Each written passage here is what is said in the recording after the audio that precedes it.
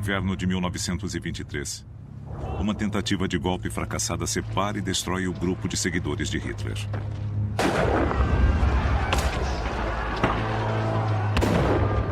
O putsch foi um desastre. 16 nazistas morreram. Além do Führer, o nacionalista ferrenho Ernst Röhm e o discípulo fiel Rudolf Hess estão atrás das grades.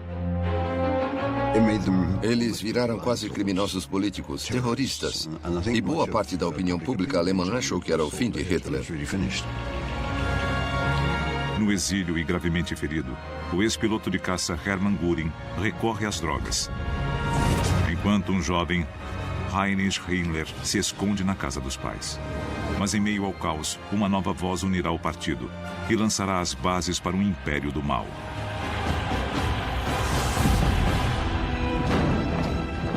Esta é a história dos asséculos de Hitler. Os ciúmes, as disputas internas e a bajulação que criarão um monstro e alimentarão os maiores horrores do Terceiro Reich.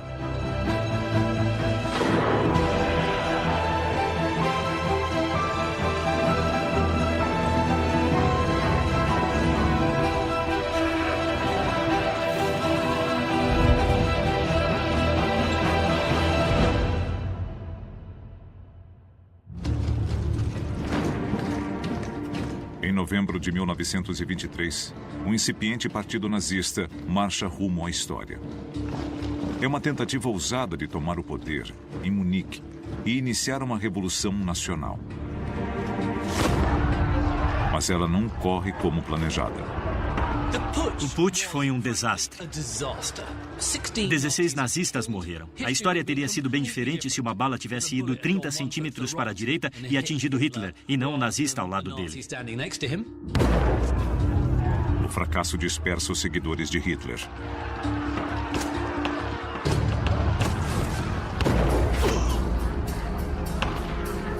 Gravemente ferido na bacia e na virilha, Hermann Göring, o herói de guerra, adorado pelas elites, é obrigado a fugir.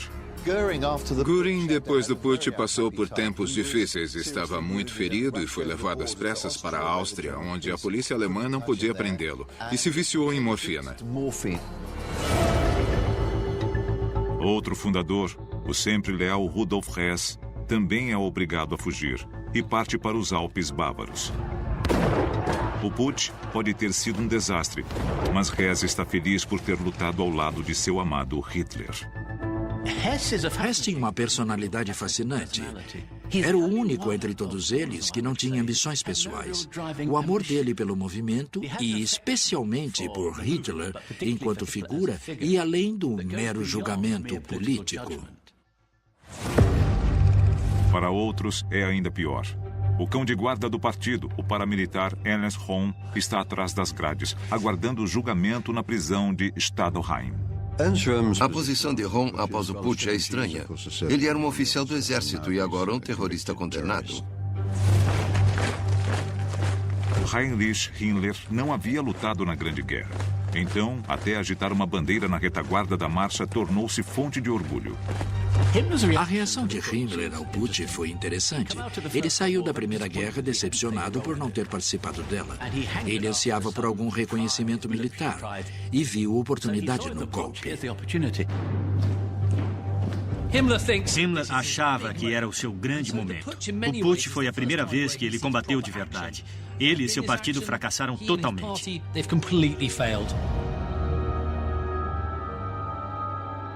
Desesperado para manter o sonho vivo, Himmler visita seu antigo chefe, Ernst Röhm, na prisão. Mas, por enquanto, o partido está em frangalhos. Na verdade, a humilhação foi tão grande que ele voltou a Munique e foi morar com os pais. Longe do drama, na casa de seus pais, nos arredores de Colônia, há um jovem escritor e PhD ainda desconhecido pelos nazistas, Joseph Goebbels. Nada impressionado com a tentativa de golpe, ele escreve em seu diário: mais um putsch dos nacionalistas em Munique. É justo dizer que o fracasso do putsch foi um desastre para Hitler e para o movimento nacional socialista. Eles viraram quase criminosos políticos. Eles esperavam que se tornasse algo maior do que apenas um movimento bávaro. Devia ser o primeiro passo de um levante nacional. Após 2 dias escondido, Adolf Hitler é encontrado e preso, podendo ser condenado à morte. O impetuoso revolucionário é um homem arrasado. A atitude de Hitler logo após o fracasso do Putsch não foi o comportamento digno do portador de uma cruz de ferro. Ele viu a sua vida política, pelo menos, em pedaços. Ele ficou cabisbaixo e muitos de seus colegas disseram que ele pensou em se matar.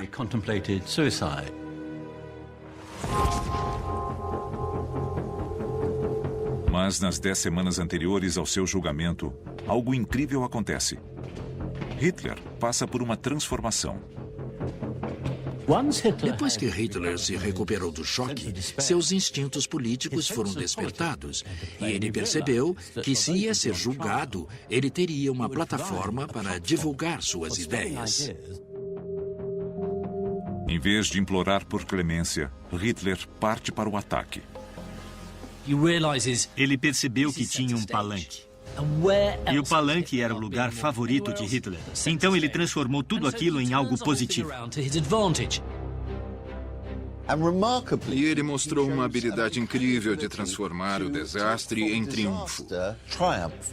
Ele transforma a humilhação dos nazistas em uma espécie de triunfo, se apresentando como uma espécie de mártir e um salvador. Ele fez monólogos. Em vez de responder às perguntas, ele começava discursos políticos, que eram aplaudidos pelos presentes. Eu fiz o que fiz no golpe pela Alemanha. Eu fiz pelo meu povo alemão. Estou sendo julgado, mas o destino não me julgará erroneamente. Hitler sempre foi encarado como um agitador do sul alemão, mas aquele julgamento o transformou em uma figura nacional. A manifestação ousada de Hitler não é aplaudida apenas no tribunal. Ela ganha as manchetes no mundo inteiro.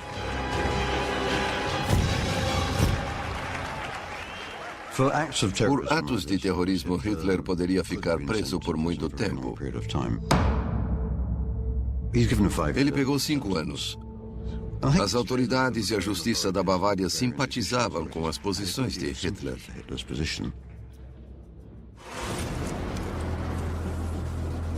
Embora considerado culpado, Hitler recebe uma sentença leve. E mais do que isso, seu desempenho no banco dos réus serve para unir a direita,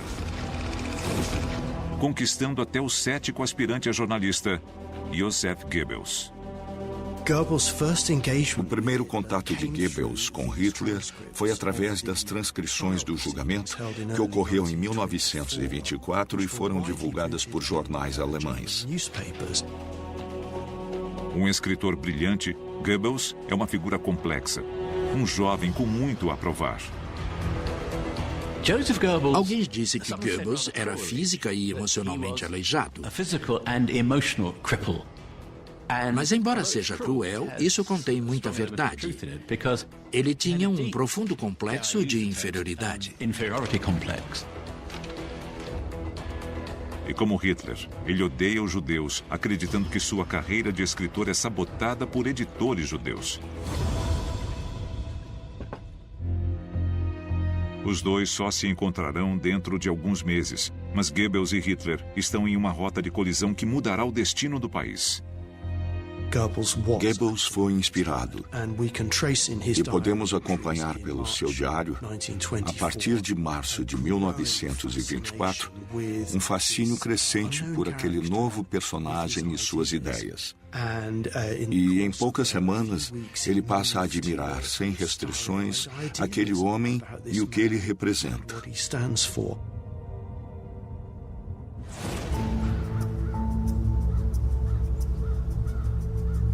Junto com Hitler, o co-conspirador Ernst Röhm também é considerado culpado. Mas a sentença de Röhm é suspensa. Ele é solto no mesmo dia em que Hitler é transferido. Acho que Röhm começou a pensar, bom, o golpe fracassou e Hitler vai ficar preso. Talvez seja a hora de eu assumir um papel maior, de me tornar mais importante. Hitler pede que ele reconstrua a SA, a milícia urbana de camisas marrons do Partido Nazista. Como um oficial desonrado, Röhm abraça a chance de criar um exército à sua imagem. Hitler queria fazer da SA um exército político à sua disposição quando saísse da cadeia. Mas Röhm tem um homem em seu caminho. Göring ainda é o líder oficial da SA. Então, Röhm viaja à Áustria para convencê-lo a ceder o controle. Ele encontra Göring na pobreza e dependente de morfina. Ao notar que ele não tem condições de resistir, Röhm retorna à Bavária, onde ataca seu primeiro grande problema. A SA tinha sido banida na Bavária. Então Röhm precisava criar uma organização de fachada. Então Röhm muda o nome. A SA se torna Frontbahn. E com seus muitos contatos militares, Röhm logo encontra recrutas para sua nova organização paramilitar.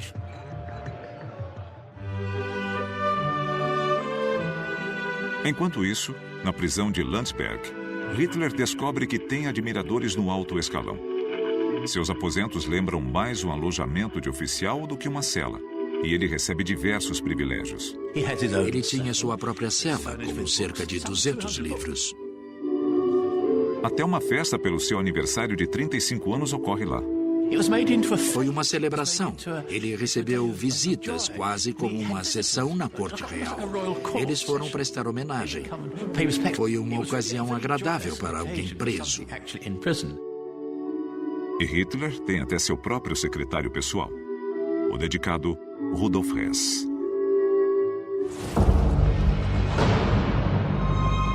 O inteligente veterano do exército Rudolf Hess estava perdido antes de conhecer Hitler. Mas agora, condenado a 18 meses por ter participado do golpe, ele fica extasiado ao descobrir que cumprirá a pena ao lado de seu ídolo. Hess mal acreditou na própria sorte quando foi parar na prisão de Landsberg ao lado de Hitler, o homem que ele idolatrava. Mas a esta altura, é o dedicado seguidor quem inspira Hitler. Ele era culto. Ele escreveu uma redação quando estudante que Hitler leu. Ela o encorajou a pensar sobre como resolver o sofrimento da Alemanha por causa da guerra. Agora juntos, na prisão de Landsberg, Hess incentiva as ambições de Hitler e começa a empurrá-lo gentilmente para um novo papel. Um líder autoritário, o salvador da Alemanha. É exatamente o que Hitler quer ouvir. Ficar preso em Landsberg com seu herói, Hitler, foi uma excelente oportunidade para Hess. Eles foram obrigados a conviver. Portanto, ele podia estar ao lado de Hitler o dia inteiro. Como resultado, os dois se tornaram incrivelmente próximos. Hess usa o tempo que tem juntos para seduzir Hitler, com a ideia agressiva de uma Alemanha expansionista. Uma filosofia defendida por seu antigo professor, o Dr. Karl Haushofer. Hess tinha estudado com Haushofer e absorvido ideias geopolíticas muito estranhas e esotéricas de definição difícil. Mas elas se resumiam à ideia de que a Alemanha tinha um destino a cumprir e o direito de se expandir. É através de Hess e Haushofer que Hitler começa a ter essas ideias sobre o Lebensraum. A teoria do Lebensraum, ou espaço vital, torna-se uma motivação poderosa para Hitler.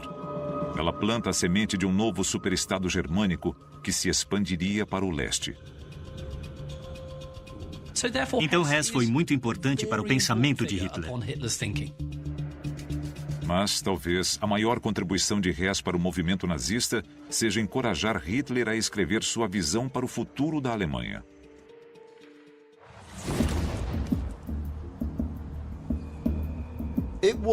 Ele sugeriu a Hitler que o melhor uso de seu tempo na prisão seria escrever um livro com suas ideias, que seria o manifesto do movimento e também uma biografia inspiradora. Hitler intitula seu livro Mein Kampf, Minha Luta, mas na realidade, Hess é o coautor. Ele teve duas grandes influências sobre Hitler. Uma foi emocional e outra foi intelectual e ideológica. Ele era o condutor das ideias de Hitler. Juntos, Hess e Hitler criam, em resumo, uma bíblia racista. Ela sonha com um império germânico perdido, culpando judeus e comunistas pelo fracasso atual do país. Lendo Mein Kampf hoje, parecem as palavras de um louco. Ele culpa os judeus e o judaísmo por todos os problemas do mundo, pelos problemas do capitalismo e do comunismo. Culpa os aliados por punirem a Alemanha excessivamente após a Primeira Guerra. Sugere que certas raças biológicas são melhores do que outras. É uma explosão de ódio. E é tudo filtrado pelo cérebro ultranacionalista de Hitler. É um extraordinário barril de veneno.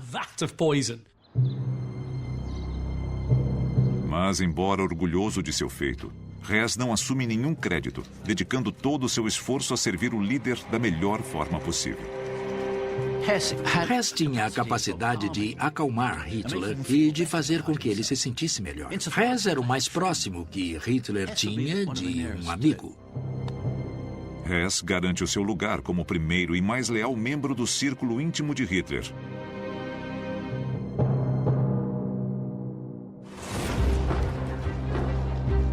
Embora outros veteranos do golpe fracassado não estejam tão bem. Para Göring, os anos após o putsch foram difíceis. A experiência dele depois da Primeira Guerra se repetiu. Ele ficou à deriva sem saber para onde ir nem o que fazer. Ele estava na Áustria, era procurado na Alemanha. Basicamente vivia de favor. Não era como Göring imaginava que estaria àquela altura. Afinal, ele era um herói de guerra. Tinha Paul Le Mérite no pescoço. E agora era uma figura marginalizada.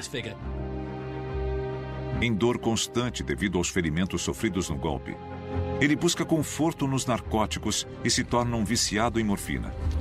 Incapaz de ajudar a Hitler ou a si mesmo, ele está alheio a tudo e deixou um vácuo onde outros podem florescer.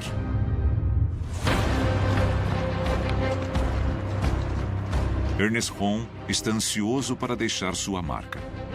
Röhm tinha ideias muito ambiciosas para a SA. Queria que ela tivesse milhões e milhões de homens. Queria que ela substituísse o exército se os nazistas chegassem ao poder. Rebatizada de Frontbahn, ela chega a 30 mil membros. O oficial desonrado criou seu próprio exército particular. Uma força mercenária, pronta para tomar o poder para os nazistas quando chegar o momento. Mas, na prisão de Landsberg, Hitler tem dúvidas. Após o fracasso de uma tentativa violenta de golpe, talvez seja a hora de tentar uma abordagem diferente. O legado mais importante de Landsberg não foi o Mein Kampf, que também foi vital. Foi Hitler ter percebido que o caminho até o poder não era pelo cano de um revólver ou de uma metralhadora, e sim através das urnas.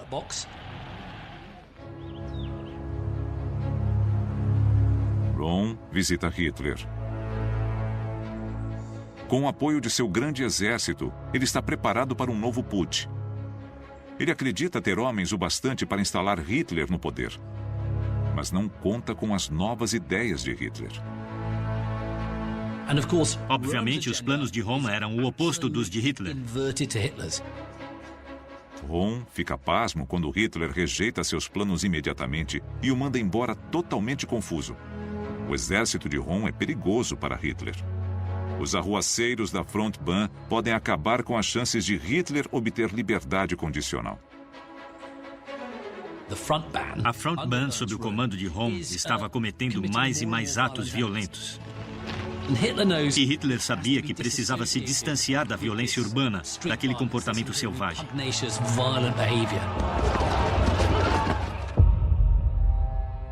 Se Hitler quiser ser levado a sério como político, ele não pode se associar a mais violência.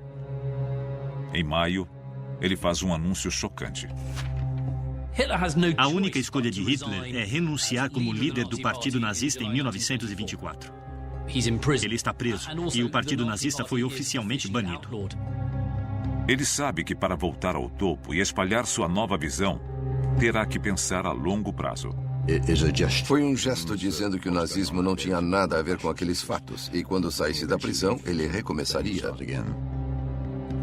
Com o apoio e o incentivo de Rudolf Hess, ele se distancia da política e para de receber visitas.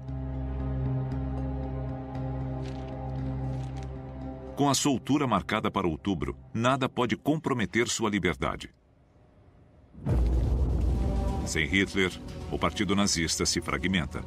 Hess disse que Hitler é o partido é Hitler. Era um excelente lema. Enquanto ele estava preso, o partido continuou existindo, mas se despedaçou. E seus vários elementos lutaram pelo domínio do partido.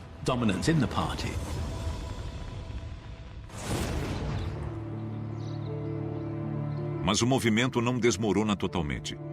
E em meio ao caos político, deixando a depressão de lado e vendo a chance de deixar sua marca, Heinrich Himmler está em ascensão. Por algum tempo, ele se afastou da política, embora continuasse interessado na política de direita. E ele procurou uma forma de retornar ao movimento assim que possível. O apelo de Himmler está em sua dedicação e inteligência, e em um partido de ideólogos e destemperados. Himmler faz as coisas acontecerem. Ele era muito meticuloso, muito organizado. E qualquer movimento político, por mais radical que seja, precisa de alguém muito competente nos bastidores. Himmler assumia papéis. Ele era um faz-tudo no partido. E cada vez mais gente pensava, o Himmler resolve. Após a renúncia de Hitler, o líder local dos nazistas bávaros, Gregor Strasser, assume o papel de presidente do partido. Logo, Himmler se torna seu assessor. Com Strasser e com outros, o que ele quer é garantir uma posição no partido e construir relacionamentos que possam ser usados mais tarde. Embora o Partido Nazista ainda não fosse a força política que se tornaria, ele estava se mostrando absolutamente indispensável. Embora subordinado a Strasser, com apenas 24 anos, Himmler é, na prática, o líder nazista do sul da Bavária. E ele não é o único jovem que prospera em meio ao caos. Joseph Goebbels nasceu em 1897, numa família de classe média baixa, na cidade de Reit, na Renânia. Como Hitler, Goebbels é mimado pela própria mãe.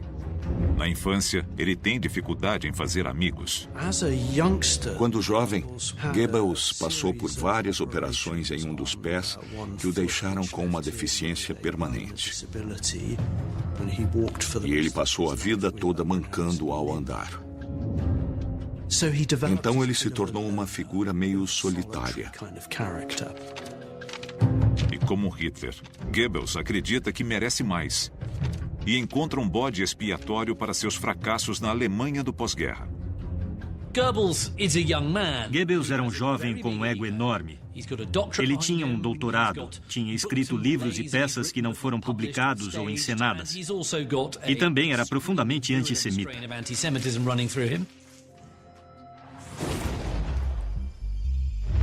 Inspirado pelo desempenho de Hitler no tribunal, o entusiasmo político de Goebbels aumenta quando, em 1924, ele viaja pela Alemanha até Weimar e participa de sua primeira manifestação de direita.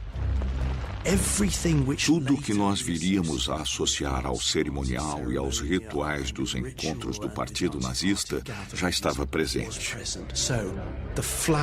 As bandeiras, os estandartes, os uniformes, a marcha, os gritos, as músicas, os longos discursos para plateias animadas. A violência, os ataques a inocentes, pessoas espancadas na estação ferroviária, a bebida e a celebração à noite. Tudo estava lá. Embora ainda não seja um membro do partido, ele mergulha na política de direita. Mas como um evangelista deficiente, a arma de Goebbels será a linguagem. Ele encontra emprego em um jornal político em dificuldades. Ele tinha que escrever tudo. E, de repente, na sua própria visão, ele era um jornalista. Ele tinha um emprego real. Logo, ele passa a divulgar suas ideias. E descobre que tem outra coisa em comum com Hitler. Ele sabe fazer discursos. É quando começamos a ver a incrível ética profissional que ele manteve pelo resto da vida. Porque ele combinou o trabalho jornalístico com as falas em público. A princípio eram audiências pequenas, mas ele descobriu que tinha um talento especial para isso.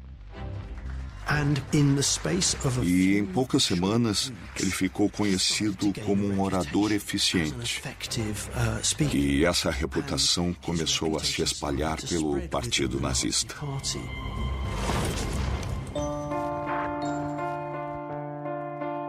Ao meio-dia e 15 de 20 de dezembro de 1924, após cumprir apenas 9 meses de uma sentença de 5 anos, Hitler deixa Hess na cadeia e é finalmente libertado.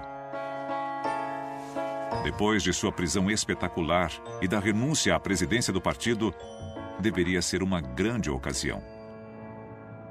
Mas ele não é recebido por uma multidão. Apenas por um único carro. As coisas mudaram e o país não está mais à procura de um Messias.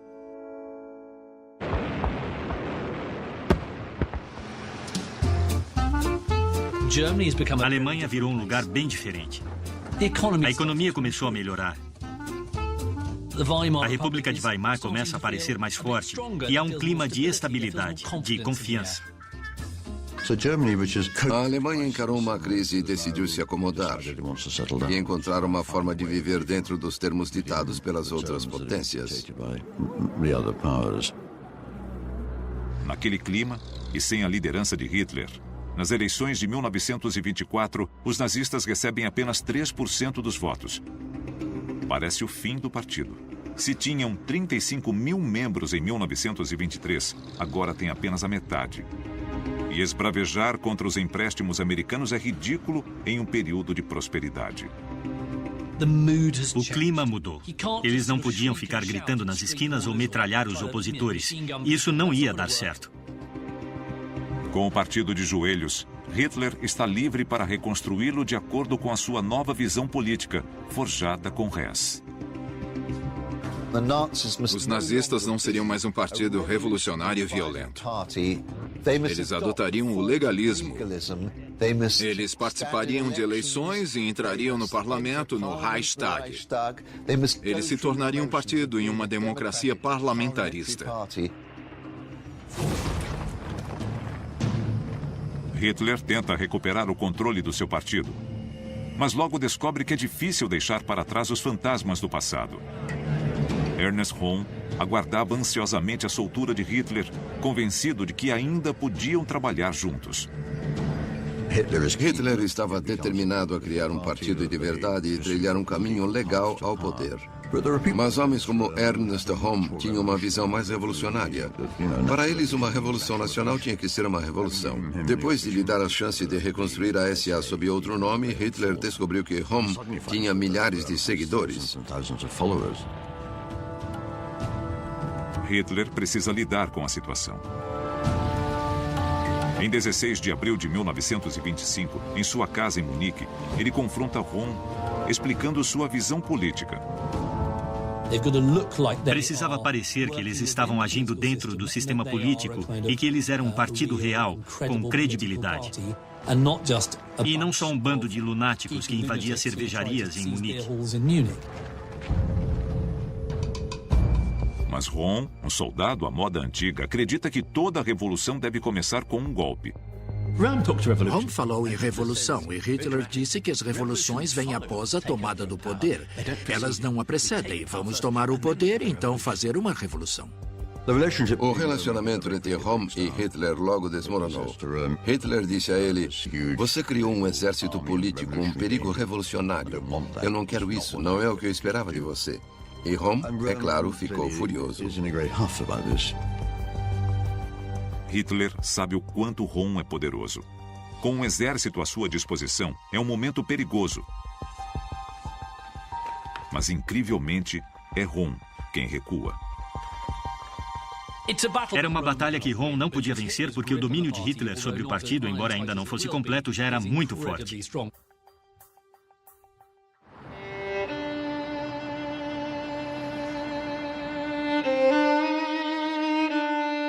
Em uma carta a Hitler, no dia seguinte, Rom renuncia à liderança da Frontbahn e da SA, mas pede que não desista da amizade entre eles.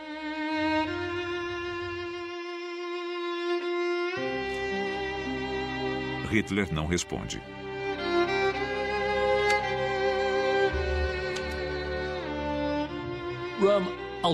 Rom acabou ficando deprimido e decidiu ir para a Bolívia, do outro lado do mundo. Ele pensou: bem, eu não vou vencer, eu desisto, vou embora daqui. Expulso do círculo orbitado de Hitler, Rom parte para a América do Sul, mas ele terá uma nova chance. Com Rom fora do caminho e Hess libertado, tem início a campanha para recuperar o partido e os corações e mentes do povo alemão. Para que os nazistas se tornem uma força política séria, o processo deve começar com um líder. Hitler é transformado. Ele podia se apresentar como uma figura alemã tradicional, folclórica, de Lederhosen, meiões e sapatos de caminhada. E isso agradava a um certo público. Ele também podia parecer um tecnocrata e usar ternos mais elegantes. E nos grandes comícios nazistas, ele usaria o uniforme. Ele opta pelo tecnocrata. Agora, ele parece um líder confiante e bem ensaiado. Pronto para recuperar o controle do partido nazista e colocá-lo em uma nova direção.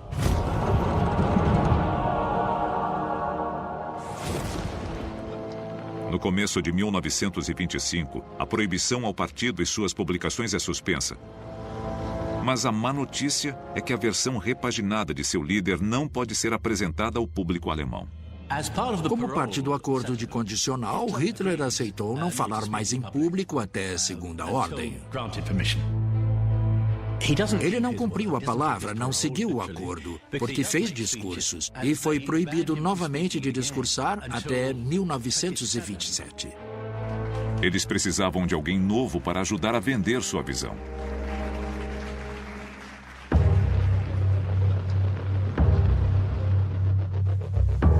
Quando a proibição ao partido é suspensa, Joseph Goebbels é um dos primeiros a se filiar.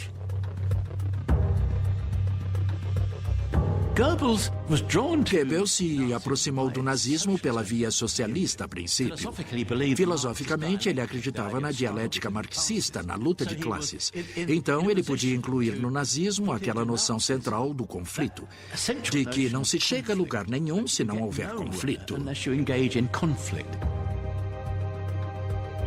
Goebbels se filia ao partido na região industrial da Renânia, longe do berço nazista, em Munique. Ele logo constrói sua reputação como um orador espetacular. Ele era cheio de energia, de ideias, de entusiasmo. E a ascensão do partido se deve em parte a Goebbels. Ele embarcou em um programa de palestras, viajando sem parar incansavelmente de uma ponta da Alemanha à outra, discursando em cervejarias, centros comunitários, prefeituras. Ele fez muitos discursos. Fez 189 discursos em 12 meses. É uma quantidade enorme de discursos. A reputação dele se espalhou pelo partido nazista. E pessoas em toda a Alemanha começaram a falar sobre aquele jovem da Renânia que fazia discursos eficientes e empolgantes.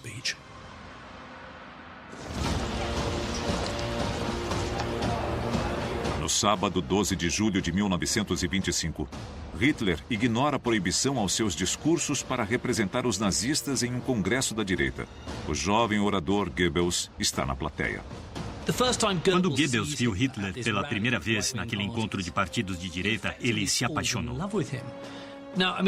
Isso pode parecer um termo estranho, mas era uma forma de amor. E a palavra amor em relação a Hitler aparece várias vezes nos diários de Goebbels. Goebbels se convence de que Hitler é seu futuro. É um momento transformador. Ao apertar a mão de Hitler, ele sabe que quer trabalhar ao lado desse homem.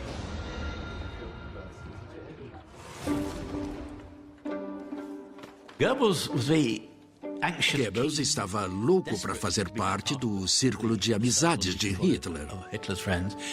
Mas como entrar nele? Então ele decidiu se tornar útil, vital, essencial ao movimento. O plano de Goebbels funciona. As autoridades podem fazer vista grossa às aparições locais de Hitler. Mas, se ousar atuar nacionalmente, ele sabe que será preso. O partido nazista precisa de um porta-voz e Goebbels pode ser a solução. Claramente, Hitler decidiu recrutar Goebbels. Ele conhecia a reputação de Goebbels como orador e o enxergava como um recurso valioso. Hitler age para se aproximar do jovem em ascensão.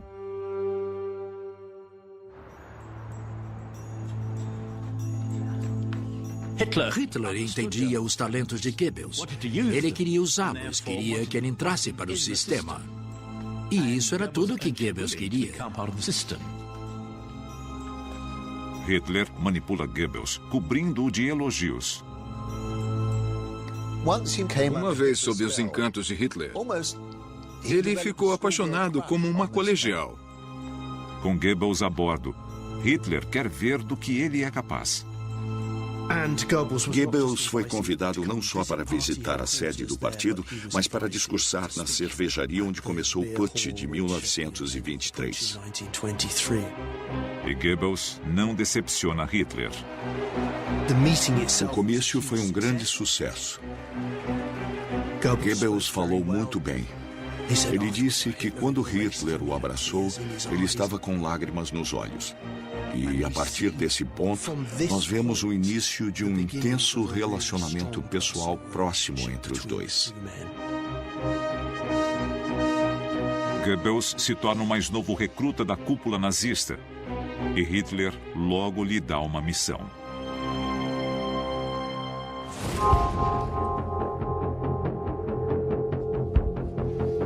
Sem uma voz forte na capital, os nazistas nunca chegarão ao poder. Goebbels é enviado a Berlim. Berlim era importante para os nazistas por muitos motivos. Era a capital da Alemanha. Era o centro administrativo da Alemanha. Era a cidade mais populosa. Era o grande centro de mídia. Era a sede do governo. E era um bastião da esquerda. Com poucas centenas de membros, o partido nazista quase não tem representação em Berlim. Os que estão lá são mal liderados e paralisados por disputas internas. Se eles queriam ser um partido nacional capaz de governar, precisavam ganhar força na capital. Uma vez lá, Goebbels se dedica a motivar a sede regional. Goebbels entendia intuitivamente os métodos modernos de propaganda. Ele transformava funerais, casamentos e comícios em eventos do partido nazista. Mandava caminhões circularem jogando panfletos. Imprimia cartazes vermelhos. Ele criou um jornal polêmico chamado Der Angriff, o ataque. Isso diz tudo sobre a agressividade e a violência nazistas. Mas Goebbels sabe que sua arma mais eficiente são os discursos. Ele se apoiava no sarcasmo e no desprezo e no desdém pelos oponentes. E sabia lidar com vozes dissonantes. Goebbels também revela um lado implacável. Na Berlim dominada pelos comunistas, Goebbels complementa seus discursos cuidadosamente elaborados com a violência à moda antiga. Goebbels não era uma figura masculina clássica, e ele tentava compensar esse fato com o amor pela violência. Os nazistas haviam jurado atuar dentro da lei, mas sempre testavam os limites. Então Goebbels inflamava a violência nas ruas contra os comunistas. Ele planejava tumultos, planejava brigas. Eles quebravam narizes, vitrines, garrafas, cadeiras. Essa era a trilha sonora da Berlim de Goebbels. Sob Goebbels, a tropa de choque do partido nazista, os camisas marrons da SA, derramam sangue regularmente para provocar os partidos da oposição. Ao que parece, quando você chamava Goebbels para fazer um discurso, o entretenimento da noite estava garantido. Mas em 1926, 2 anos após deixar a prisão, Hess e seu amado líder Hitler avançaram um pouco politicamente. E boa parte do partido ainda não adotou essa nova visão. Está na hora de eliminar as facções rivais e recuperar o controle.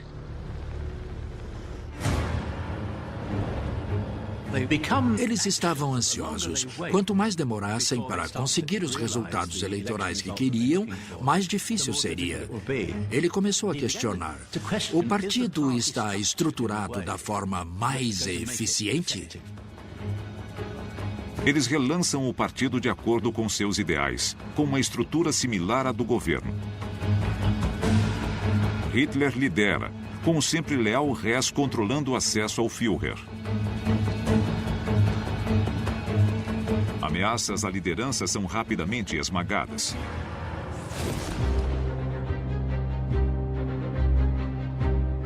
Junto com os novos departamentos, surge uma nova força de proteção política. Para o aspirante a soldado Heinrich Himmler, é uma grande oportunidade.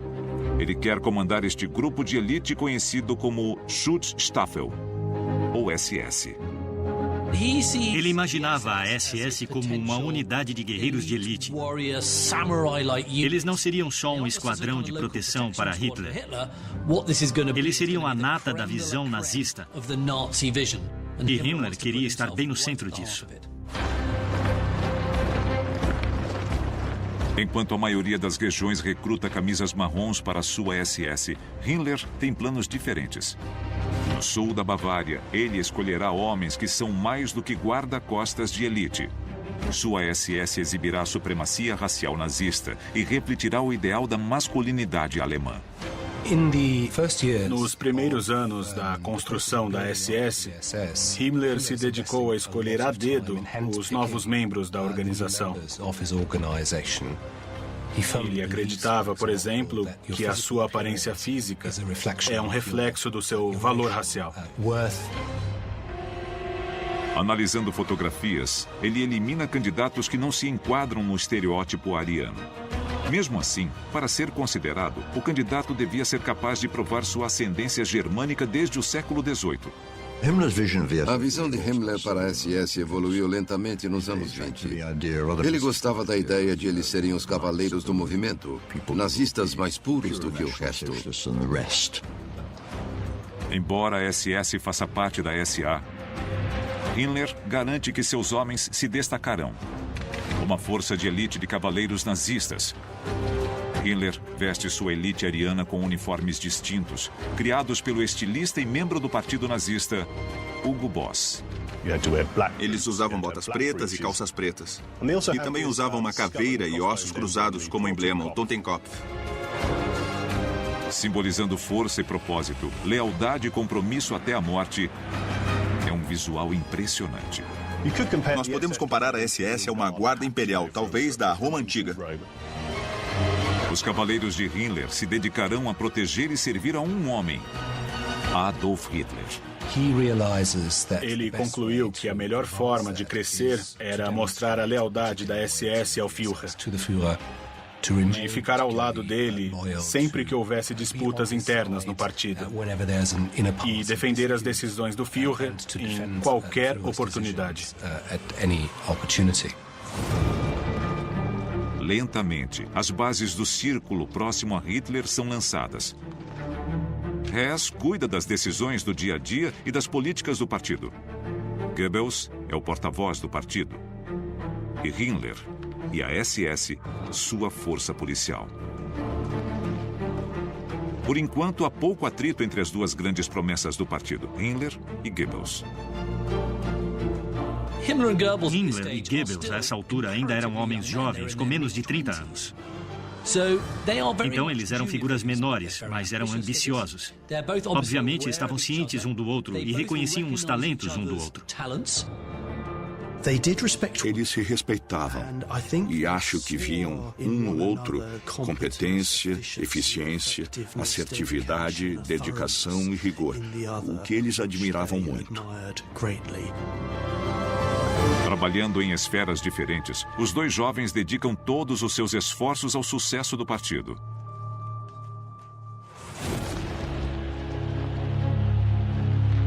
Em 1927, a proibição aos discursos públicos de Hitler é suspensa.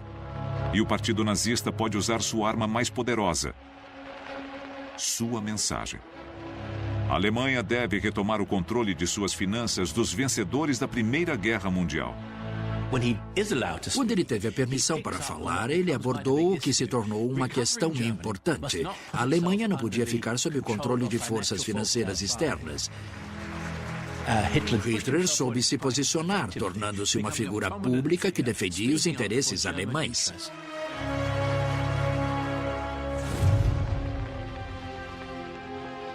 Os discursos populistas de Hitler encantam as massas, mas os nazistas também precisam das elites alemãs.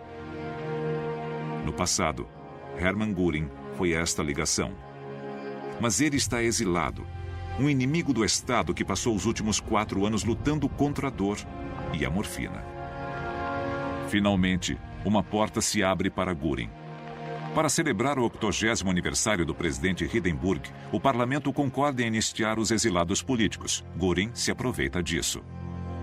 Em 1927, ele retorna achando que vai ser recebido de braços abertos pelo movimento nazista, que Hitler vai dizer: volte para casa, somos velhos amigos.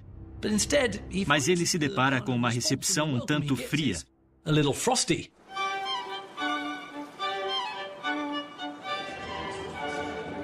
Mas Hitler percebe que os talentos de Göring serão valiosos. O único recurso que Göring possui ao voltar é sua personalidade. Ele é sociável, tem contatos. Com seu status de herói e habilidades sociais, ele se vende como um embaixador do partido. E logo se torna a ligação entre os nazistas e a elite conservadora da Alemanha.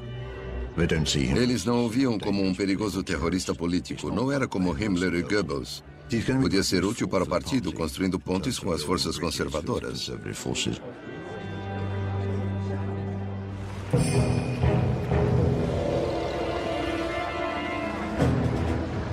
Com a cúpula reunida, eles precisam encarar o desafio e apostar tudo nas eleições nacionais de 1928. Discursos, panfletos, negociações dos bastidores, todos têm um papel. Está na hora de colher os frutos dos anos de reconstrução. Para Hitler era um teste. Ele acreditava que 1928 seria o ano da virada. O caminho legal para o parlamento era conquistando votos e vagas. A máquina nazista funciona a todo vapor. Mas sua mensagem de crise iminente não combina com o clima geral. A eleição de 1928 foi um completo desastre para o partido nazista. Era a chance de o partido nazista mostrar que era um partido legítimo, que a visão nacional socialista era o caminho do futuro para a Alemanha. Mas as pessoas não compraram as políticas de Hitler. Com apenas 2,6% do total nacional, eles têm 100 mil votos a menos do que na eleição de 1924. Após 4 anos de campanha constante, é catastrófico. Mesmo em Berlim, onde Goebbels atuou incansavelmente e causou todo tipo de problema para dar visibilidade ao seu pequeno movimento, eles tinham conquistado mais apoio, mas estavam longe de ser o partido majoritário. Enquanto durar a prosperidade alemã, ninguém ouvirá as previsões apocalípticas de Hitler. Partidos marginais nas duas pontas do espectro político precisam de uma crise para chegar ao poder. Em 1928, o público alemão estava tranquilo e não queria ser tirado da sua zona de conforto por Adolf Hitler. Os nazistas obtêm apenas 12 dos 500 assentos do Reichstag. Do séquito de Hitler, apenas Goebbels e Göring tornam-se membros eleitos do parlamento, o que não serve de consolo. No final de 1928, ficou claro que o Partido Nacional Socialista estava em crise. Eles recebiam poucos votos e o número de membros crescia muito lentamente. Precisavam de uma crise. O partido não ia se tornar uma grande força política, a menos que houvesse uma crise. Com suas previsões de catástrofe financeira sendo ignoradas, o Partido Nazista está prestes a desaparecer da paisagem política. Eles precisam de um milagre, e ele acontece. Em 29 de outubro de 1929, a Bolsa de Valores dos Estados Unidos em Wall Street quebra, e os credores americanos cobram seus empréstimos da Alemanha. Da noite para o dia, o país retorna à anarquia do desemprego e pobreza. Apenas um homem tinha previsto isso: Adolf Hitler. Ele é imediatamente transformado de mera curiosidade política em profeta. Com o país mergulhando no caos, os homens ambiciosos que cercam Hitler veem uma oportunidade de ouro, que eles agarram com ambas as mãos.